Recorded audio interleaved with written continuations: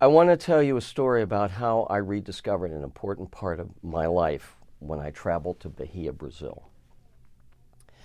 After completing my master's degree in music composition, I moved to Ghana, West Africa in 1992 as a Fulbright scholar, working with the National Dance Company of Ghana as their composer in residence.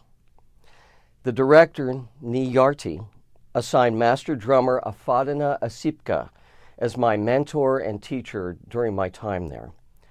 Afadina proved to be more than a mere teacher as we became friends, attempting to bridge between our two diverse cultures, but brought together through our love of music. Many West African cultures believe that each drum contains a soul. The Akan in particular identifies the drum's soul as female. Therefore, the relationship between a male drummer and the female drum is an intimate one where the partnering becomes exclusive.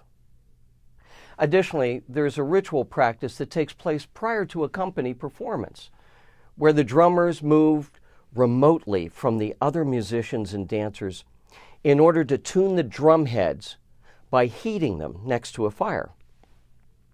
As a student of master drummer Afadina, I was allowed to join the drummers in this ritual practice as they prepared for the gala grand opening of the new National Theater in Accra. I felt quite honored and accepted among all the drummers. That moment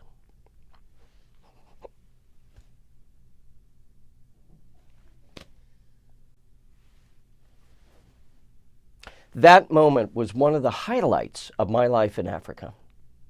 When I returned to the States, I began to celebrate every time I found an example of African culture which had survived the diasporic migration to become and enhance the American culture. Be it traditional African American quilts with patterns that reminded me of the hand-woven kente cloth I saw, stories such as Anansi the Spider or the Tar Baby in Belize, stool and staff construction by the Maroons of Suriname, or the Southern cooking I was raised on. They all spoke of a people with the tenacity to retain their cultural world in the face of extreme adversity.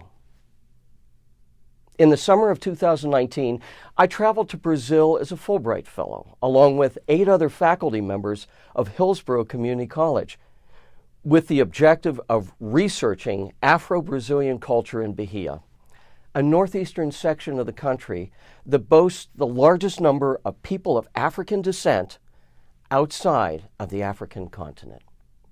One of our many field trips included a visit to Aquilombo, a long-established village by those of African descent. Some of these villages date back hundreds of years. As guests of this community, we were treated to discussions, presentations, a very tasty lunch, and a dance performance. As we approached the outdoor performance area, I could smell the scent of a fire positioned at a distance from the dancers. Here were drums being tuned for the performance by having the drum heads facing the fire. And just like that, it was 1993, I was back in Ghana, standing next to another fire with which the drummers of the National Dance Company were preparing for the gala event. And of course, Afadina Asipka was standing next to me. I had found another example of African culture surviving the long transatlantic journey, only this time it was very, very personal. That's my story.